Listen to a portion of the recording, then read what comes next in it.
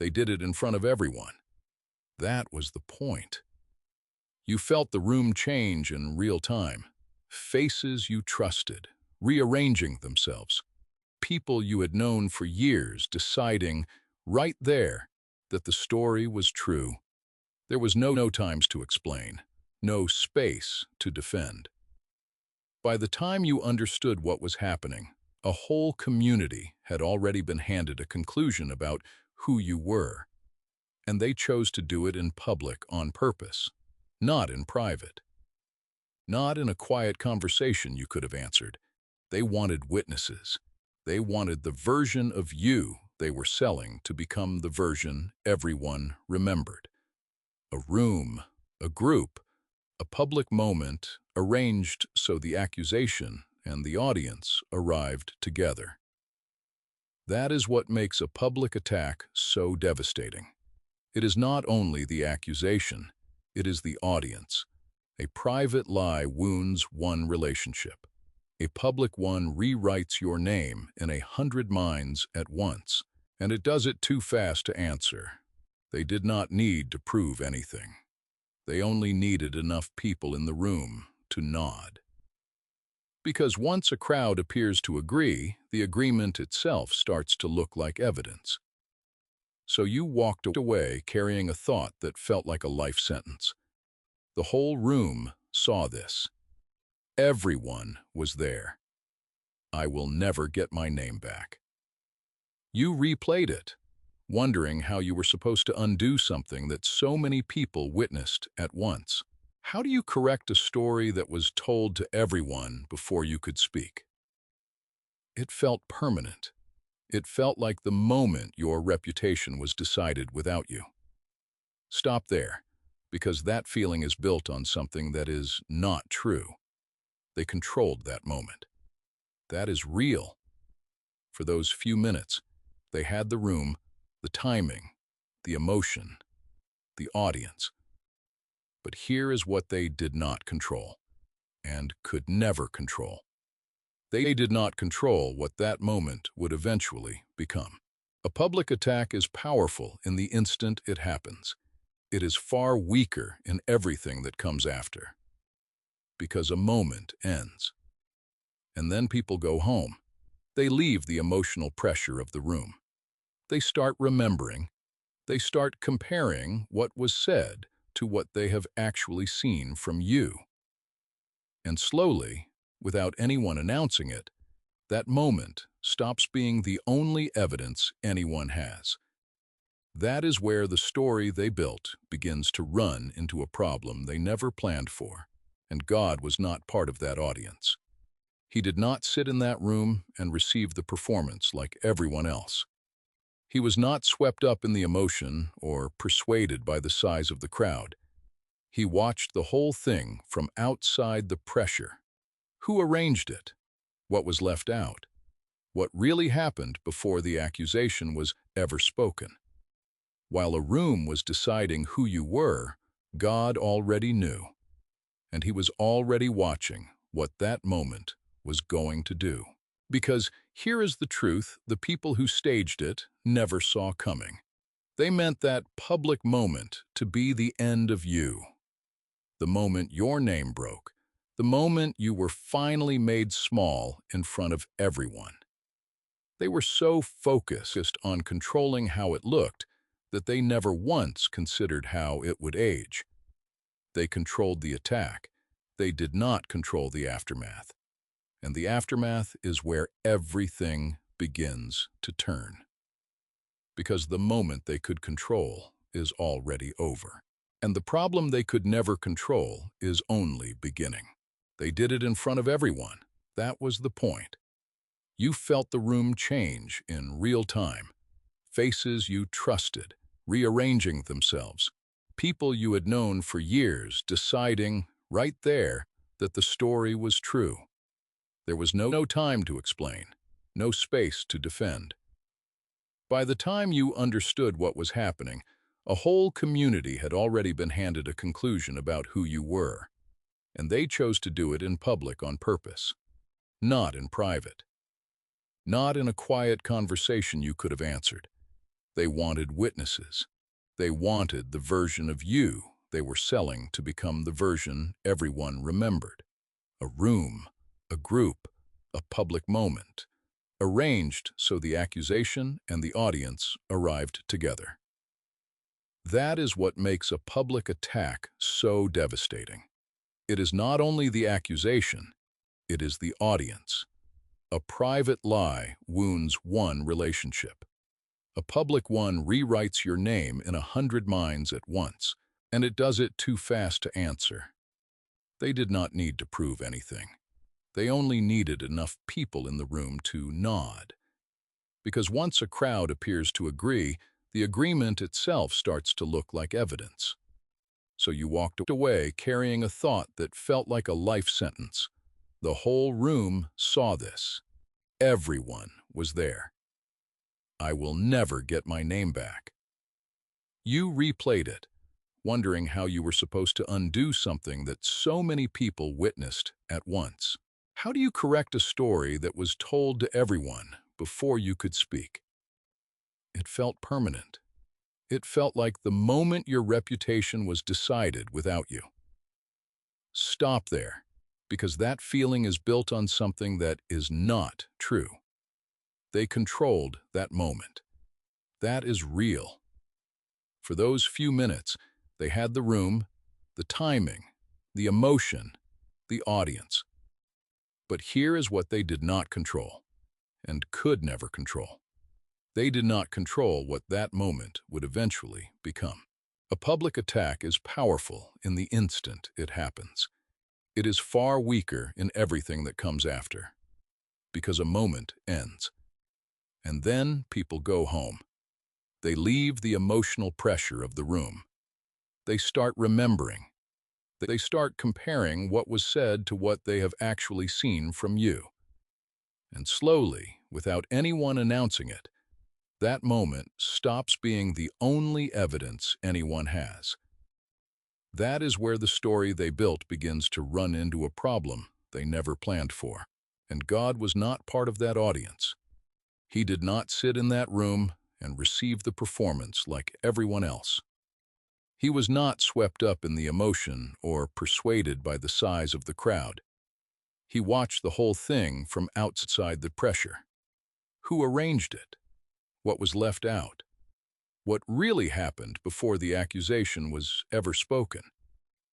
While a room was deciding who you were, God already knew, and he was already watching what that moment was going to do. Because here is the truth the people who staged it never saw coming.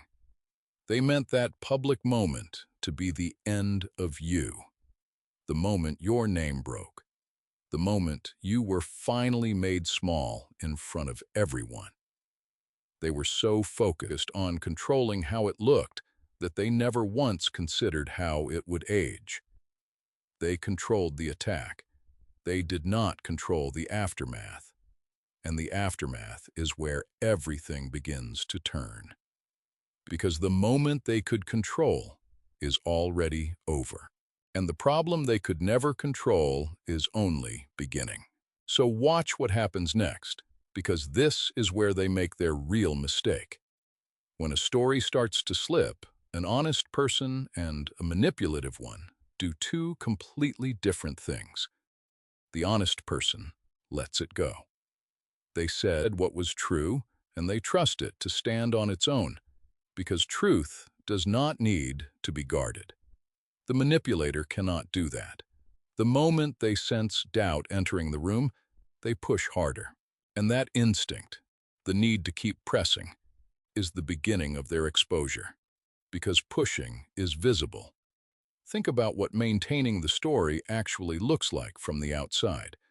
They bring it up again when no one asked. They check who has been talking to you. They manage who hears which version and who might compare notes. A neutral response gets a reaction a beat too fast. A single sign of doubt cannot be allowed to pass. To them, this feels like protecting the truth. To everyone watching, it slowly starts to look like something else. Nobody works this hard to maintain a fact. That is the quiet thought that begins forming in the people around them. A true thing can survive a little disagreement. It does not need to be policed in every conversation, re-argued every time someone hesitates. So when a person cannot tolerate even the smallest doubt, when they treat every neutral face as a threat, it raises a question they never wanted asked. Why does this require so much force? What are they so afraid of being seen? The attack was supposed to keep the focus on you. The pressure to maintain it slowly moves the focus onto them. Understand the mechanism, because it is not you doing this. Every time the story wobbles, they apply more force, and every application of force adds more surface area, more retellings that can contradict, more reactions that can be observed, more moments where their intensity does not match the situation. The first attack could be explained away as a bad day, a misunderstanding, a strong reaction. But a pattern cannot, and pushing again and again is exactly how a single incident becomes a visible pattern. They are not just repeating a story, they are demonstrating a way of operating. And people notice patterns long before they say out loud that they have noticed. This is where an old truth quietly does its work. Proverbs 26:27 says, "Whoso diggeth a pit shall fall therein, and he that rolleth a stone, it will return upon him." Read it plainly. The effort to bury someone else has a way of coming back on the one doing the digging. Not because anyone curses them, because the energy they pour into controlling the story becomes the very thing that reveals them. The stone they push to crush your name rolls back down the exact path they carved. You did not have to expose them. Their need to keep control did it for you. For years, you may have carried the pressure to prove them wrong, to produce evidence, to make someone, anyone, finally see what really happened. You can set that weight down now. The proof was never going to come from how hard you worked to defend yourself. It was always going to come from how hard they worked to keep the story alive. Their effort is the evidence, not yours. And notice where God is in this. He is not manufacturing their downfall. He is not striking them to make a point. He is simply not holding back what their own behavior keeps putting on display. For a season, he lets the pattern ripen. He lets them keep pushing, keep overmanaging, keep proving with every move who they actually are. God does not have to raise his voice to expose a person. He only has to let them keep talking. That is a kind of justice with no cruelty in it at all. And here is the part that should take weight off your shoulders.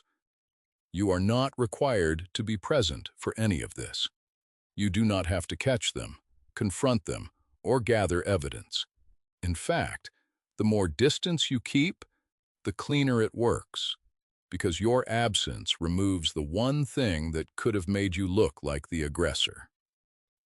With you gone, there is no one for them to push against, except the doubt, which does not push back and does not go away. They keep swinging at a fight that is no longer in the room, and every swing is seen. So the escalation they think is strength is actually the trap tightening. The first attack failed to end you, so they applied more pressure. The pressure made the pattern more visible. The visibility raised more questions, and the questions land not on the person they targeted, but on the person who cannot seem to stop targeting. That is backfire, not a lightning bolt, a slow, self-inflicted unraveling, powered entirely by their own refusal to let it go. And as that pattern came into focus, something else began to come apart, too. Because the room that looked so united in that first moment, the wall of faces that felt like everyone had already agreed, was never really one solid thing at all. Here is something the attack was counting on, you never questioning, that the room was united. In the moment, that is exactly how it felt. A wall of faces, all turned the same direction. A silence that felt like agreement. A whole group that seemed to move as one against you. And your mind did what every mind does under that kind of pressure. It treated the crowd as a single thing. One rejection, one conclusion, one unanimous decision that you must have deserved. But a crowd is never one thing. It only looks that way from the outside. Step back into that room and look closer, and you will not find a united front. You will find a handful of very different people standing near each other for very different reasons. They were never the single wall you experienced. They were individuals, each with their own level of belief, their own motive, their own private discomfort. And once you see who was actually standing there, the wall stops looking like a wall. Look at who was really in that room. There was the one who started it. That person was invested. They had a reason, a goal, something to gain from your name going down. Their commitment was real, but there was usually only one of them, or a very few. Then came the amplifiers. They did not start anything. They simply enjoyed the momentum. The drama gave them something to talk about, a side to be on, a feeling of standing near the center of something. Their belief was shallow, but their volume was loud, and volume is easy to mistake for numbers. Others simply believed it. No malice, no investment. They heard a confident story from someone they trusted and had no reason to check it. Their agreement was real, but it was thin, held in place only by the absence of anything that contradicted it. And then there were the quiet ones. The people who felt something was off, who had known you long enough that the story did not quite fit, but who said nothing, because in a heated room, disagreeing with the group feels dangerous. Their silence looked exactly like agreement. It was not. It was fear wearing the same face. That is the crowd that felt like a unanimous wall against you.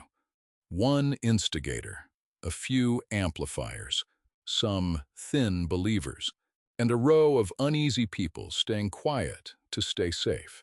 That is not unity. That is proximity. And here is why this matters for everything that comes next. A crowd held together that loosely cannot hold a story for long. The instigator can keep pushing, but the amplifiers get bored and drift to the next drama. The thin believers meet one piece of contradicting information and quietly adjust. The uneasy ones were never really on board, and the moment it becomes safe to say so, they will. What looked like a solid wall was a handful of people, barely attached to the same idea. You were not standing against a united community. You were standing against a temporary arrangement that was always going to come apart. This is part of why the backfire is not something you have to force. You do not have to turn the crowd. The crowd was never a single unit that could be turned. It was always a loose collection of people with different reasons for being there, and loose collections drift on their own. Remove the pressure of the moment. Give it a little time, and the arrangement that felt so overwhelming simply loosens, person by person, on its own schedule. And this is exactly where God was never fooled the way you were. You saw a wall. He never did. God does not perceive a crowd as a single mass, the way a frightened human heart does in the middle of an ambush. He was not counting heads or measuring the volume in the room. He saw each individual person, one at a time, exactly as they were. He knew which one was the instigator. He knew which ones were only performing. He knew which ones believed it out of pure ignorance, and which ones stayed silent against their own conscience. Where you experienced one crushing consensus, God saw a room full of separate people, each with a separate heart he was already dealing with, one at a time. He was never intimidated by the size of the thing that terrified you. So the unity that broke you was an illusion, and illusions do not last. The feeling that everyone was against you was real as a feeling. It was never real as a fact. A story resting on the appearance of unity is resting on the one thing that was always going to fade first. The room looked like one voice. It was never one voice. And the moment that becomes clear to the people still in it, the whole structure of the attack begins to lose the only thing that ever made it feel final. Because if the room was never truly united, then the story it seemed to confirm was never as settled as it looked. So far, everything working against them has come from inside their own effort. Now something else joins in: reality itself. A constructed story has one permanent weakness. It has to survive contact with everything that is already true. And there is a great deal that is already true about you, sitting in the memories of everyone who ever actually knew you. Think about what the accusation is really up against. Before that public moment, you had a whole history, years of small, unremarkable evidence about who you are, the way you treated people when nothing was at stake, the times you were patient or honest or kind when no one was watching and no one was keeping score. None of it was dramatic. All of it was real, and it did not disappear the moment someone stood up and told a different story. That history is still there, and now the accusation has to compete with it. This is the part the attacker never accounts for, because they are thinking about the moment, not the timeline. They believe that if the public scene is intense enough, it will overwrite everything that came before it. It does not work that way. A single, loud moment can dominate a day. It cannot erase years. It has to sit next to those years and be measured against them in the quiet mind of every person who has their own memories of you. So the story does not get to stand alone. It has to coexist with things it cannot control. It has to coexist with memory, with what people personally experienced of you. It has to coexist with consistency, because the accusation describes a person, and people keep watching to see if you match it. It has to coexist with time, which slowly reveals whether the alarm was justified or overblown. And it has to coexist with your future behavior, which either confirms their story or quietly contradicts it every single day you simply live with integrity. That is a great deal for a lie to survive. Understand what this does and does not mean, because this is important. It does not mean the whole community suddenly realizes the truth and comes rushing back. It does not mean everyone who believed the story will admit they were wrong or even think about it again. Some may never revisit it at all. This is not a promise that the room reverses itself. It is something quieter and more durable than that. It is the simple fact that a false story cannot fully win against a reality that keeps existing. An accusation can create a moment. It cannot rewrite every prior reality that moment was dropped into. And your part in this is smaller than you think. You do not have to launch a campaign to remind everyone who you really are. You do not have to perform your good character to correct the record. The most powerful thing you can do is exactly what feels like doing nothing. Keep being who you actually are. Because every ordinary day you live with the same integrity you always had. You are quietly producing the one thing the story cannot survive. Evidence. Consistent, unforced, undramatic evidence that the person they described was never the person who was really there. For a while, that patience will feel unbearably slow. When you have been publicly cast as something you are not, every instinct screams to fix it now, to explain, to gather the people who still believe you and make your case out loud. That urgency is human. It is also the one thing that can make you look like exactly what they accused you of being. The slower path is the stronger one. Let your life speak at its own pace.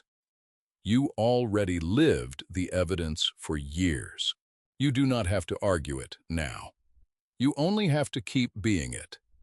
Someone will remember the version of you that no accusation can quite cover, and they will remember it on their own, without you saying a word. And notice where God stands in this. He is not frantically defending you, because he does not need to. He is reality's author, and reality is already on the side of what is true. He does not have to overturn the story with a sudden miracle. He simply lets what is real keep being real, and a lie cannot outlast that. The truth about you does not need rescue. It needs time, and time is something the people who attacked you cannot stop from passing. So the story they thought was finished is not finished at all. It is now in a slow contest. It was never built to win. Against memory, against consistency, against time, against a life that keeps quietly telling the truth. They got the loud moment. Reality gets everything after it. And this is where the whole thing stops being about damage and starts becoming something else entirely. Because if the attack could not erase the truth, then maybe it was never only working against you. Maybe in ways you could not see at the time, it was quietly working for you. Now look at what the attack did to them. Because while it was slowly losing its grip on you, it was quietly closing around the people who started it. They built a story to trap you in. And a strange thing happens to anyone who builds that kind of trap. They have to live inside it too. Think about what it actually costs to keep a false story alive. It is not a single act. It is a life sentence of maintenance. Every conversation now has to be managed. Every new person has to be told the right version. Every old friend who still speaks to you becomes a threat that has to be watched. They cannot simply move on, because moving on would mean letting the story fade. And if the story fades, the truth has room to surface. So they are bound to it, chained to the very lie they told about you. You walked out of that room and kept living. They stayed behind to guard a story that never stops needing a guard. That is the part they never calculated. They thought they were building a cage for you. They were building one around themselves, one wall at a time, and they handed themselves the job of standing watch over it forever. Scripture named this a long time ago. Proverbs 18:7 says, "A fool's mouth is his destruction, and his lips are the snare of his soul." Read that last word. A snare, a trap. Their own lips became the trap their own soul is now caught in. Not a trap someone set for them, the one they set with their own mouth, and then walked straight into. That is how this kind of justice works. It does not need you to lift a hand. The words they spoke to bury you became the walls that now surround them. And notice, carefully, where God is in this. He did not build their cage. They built it, board by board, word by word. What God does is simpler and quieter. He stops holding back the natural weight of what they made. For a while, a lie can feel light. It can feel like it is working, like they got away with it. But every false word carries weight, and God is no longer keeping that weight suspended in the air above them. He is letting it come down, slowly, exactly where they placed it. That is not cruelty. That is a harvest. They planted a lie, and a lie is now what they live in. This is the strange mercy hidden inside real justice.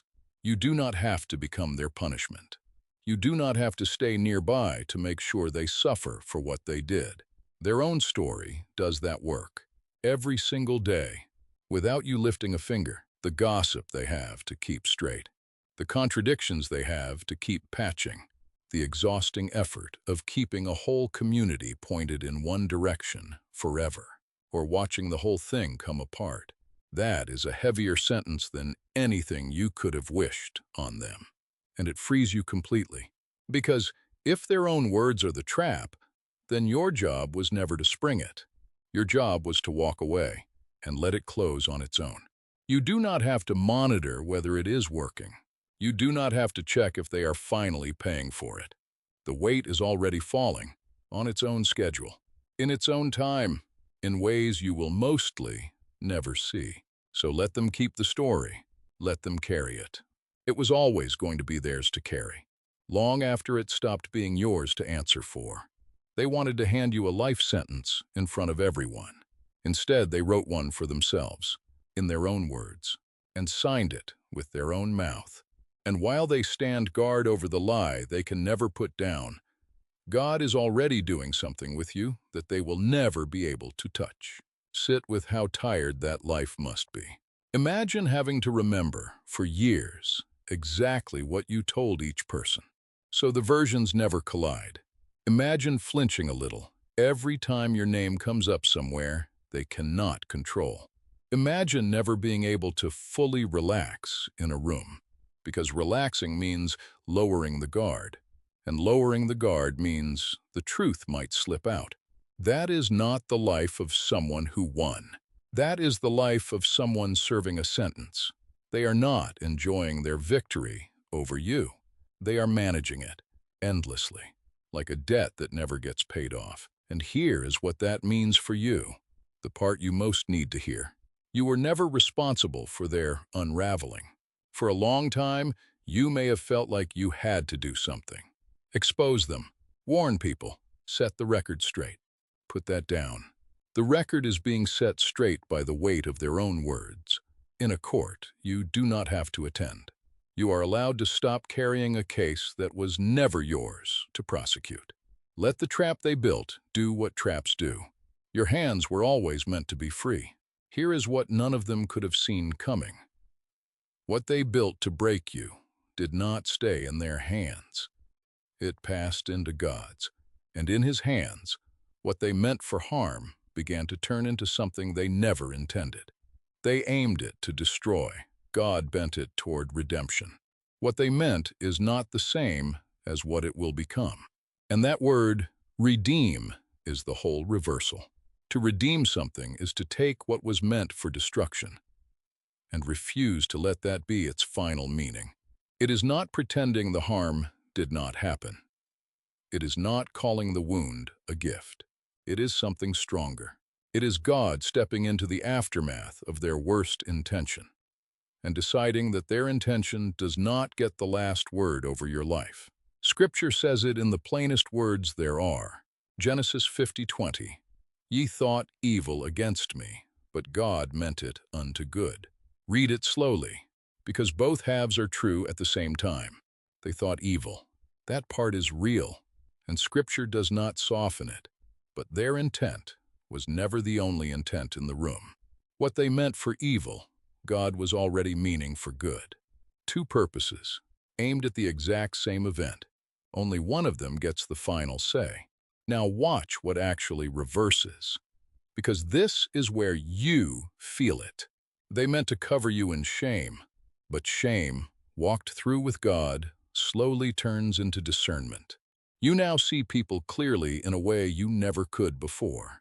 What was meant to break you taught you to read a room, to notice a manipulation early, to recognize the pattern before it closes around you again. They handed you shame. You walked out with sight. They meant to fill you with self-doubt, to make you question your own memory and mind. But on the other side of it, the fog they created around you began to lift. You are no longer confused about what happened to you.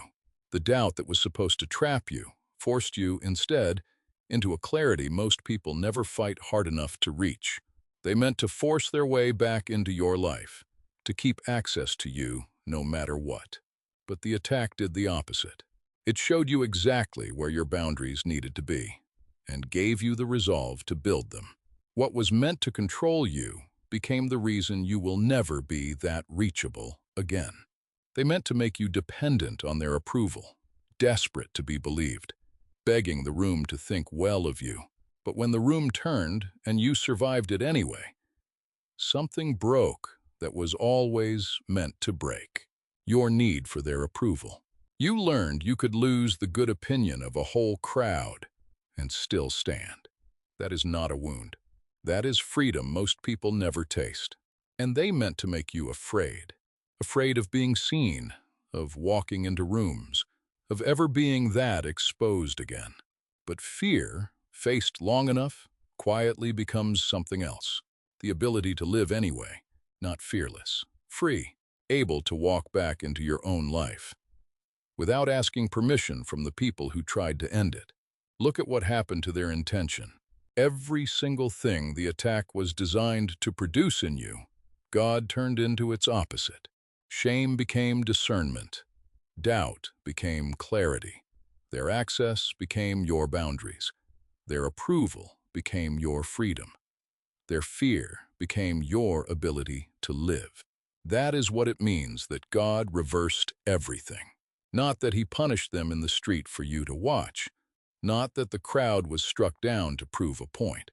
The reversal is quieter and far more complete than revenge could ever be. They aimed an attack at the center of who you are, and God used the exact impact to make you stronger, clearer, and freer than you were before they ever touched you. This is why you do not need to see them suffer to know justice was done. The justice already happened. It happened in you. The very thing they built to diminish you became, in God's hands, the thing that made the version of you they can no longer reach. They tried to end your story. They only wrote the first line of a much stronger one. There is still one question sitting underneath all of this. You have been carrying it quietly the whole time, and it is the real reason freedom has felt so far away. What if they never admit it? What if the apology never comes? What if some of those people go to their graves believing the version of you that was never true? That question deserves an honest answer, not a comfortable one. So here is the honest one. Some of them may never say it. That is the hard truth this kind of story often carries. Not every false account gets publicly corrected in this life. Not every person who repeated it will ever circle back and take it down. Some will simply move on, never thinking about it again, leaving their version of you intact on their minds forever. Scripture does not hand you a guarantee that every room will one day be set right, and a message that promised you that would be lying to you. But watch what Scripture does promise, because it is aimed at something higher than their apology. Psalm 37:6 says, "He shall bring forth thy righteousness as the light, and thy judgment as the noonday." Notice who is doing the work. Not you, not the crowd. He shall bring it forth. God takes your righteousness, the truth of who you actually are, and he raises it up where it can be seen, as plainly as the sun at noon. That is not a private reassurance whispered only to you. It is God actively bringing the truth into the open, on his timing, in his way, in front of the very world that misjudged you. But here is the part you have to hold on to, because it is where your freedom actually lives. God bringing the truth to light is not the same as every human being agreeing to see it. He can make your righteousness shine like noonday, and there will still be people who close their eyes to it. That is not a failure of your vindication. It is the limit of their willingness. The sun does not stop being the sun because someone refuses to open the blinds. And this is the trap you have to step out of. If your peace only begins on the day the whole room finally changes its mind, then the room still controls your freedom. Think about what that means. It means the very people who lied about you would get to decide when you are allowed to heal. It means your recovery would sit in their hands, waiting on an apology they may have no intention of giving. You would be handing the keys to your own freedom back to the exact people who took it in the first place. That cannot be the arrangement. It was never meant to be. Your vindication before God does not wait on a vote. His verdict over your life was never sent out for their approval. The truth of who you are was settled in a higher place than that room. And it does not lose its standing because some people down here refuse to acknowledge it. Their confession would be nice. It might even come in time for some of them. But it is not the source of your innocence. And it was never going to be the source of your peace. So you can stop waiting by the door. You can stop replaying the scene, hoping today is the day someone finally says it out loud. You can stop scanning for the one person who might finally understand, as if their understanding is the thing that makes you real. God is already bringing your righteousness into the light, in ways you may see, and in ways you never will. Your job is not to stand guard over that process, checking whether every person has come around yet. That is his work, and he does not need a supervisor. Your job is simply to walk forward, while he does what only he can do. Because a freedom that depends on their apology is not really freedom. It is just a nicer-looking cage, with the door still locked from the outside. And God did not carry you through all of this to hand you a nicer cage. He carried you through it to bring you all the way out, into open air, where the only voice that gets to name you is the one who made you. And notice how God usually does this, because the picture in your head may be the very thing keeping you stuck. You may be waiting for one dramatic scene, the whole room going silent, everyone admitting at once that they were wrong about you. That scene almost never comes. What God actually does is slower and far more certain. He lets your steady life keep speaking for you. He lets one person, and then another, quietly notice the distance between who you were said to be and who you have consistently proven to be. He brings the truth forward in 100 small, unannounced ways. You will never fully see the record of them. You do not get to watch most of it happen. You only get to trust the one who is doing it, and keep living in a way that gives him more truth to bring to light. There is a habit the attack left in you, and you may not have noticed you were still doing it. You have been performing your innocence. Somewhere in that public moment, you learned that your character was on trial, and a part of you has been defending it ever since.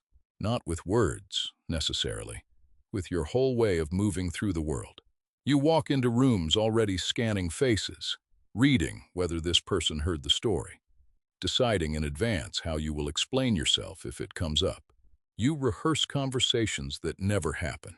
You soften yourself, monitor yourself, present yourself, always with an invisible jury in mind. It is exhausting, and it is time to notice that you are still doing it, so you can finally stop. Because performing your innocence keeps you tied to the very courtroom God already took you out of. Look at the specific weights you can put down.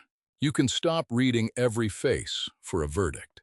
Most people are not thinking about you nearly as much as the wound insists they are. And the ones who are will not be won by your vigilance anyway. You can stop rehearsing your defense for a trial that is not scheduled. You can stop monitoring who still talks to them, who might have heard what, who is on which side. That surveillance was never keeping you safe. It was just keeping you anxious. And you can stop performing goodness to prove the accusation wrong. You do not become innocent by convincing them. You already are what you are, whether they ever see it or not. Here is one that runs deeper, because it disguises itself as virtue. You can stop reopening the door just to look forgiving. Somewhere, you may have absorbed the idea that if you were really the bigger person, you would let them back in. Keep access open. Prove your grace by staying reachable. That is a misunderstanding, and it costs you dearly. Forgiveness is something you can do in your own heart, before God, without ever unlocking that door again. Forgiveness does not require access. Peace does not require reconciliation at any cost. You can release someone completely and still never hand them the key to hurt you a second time.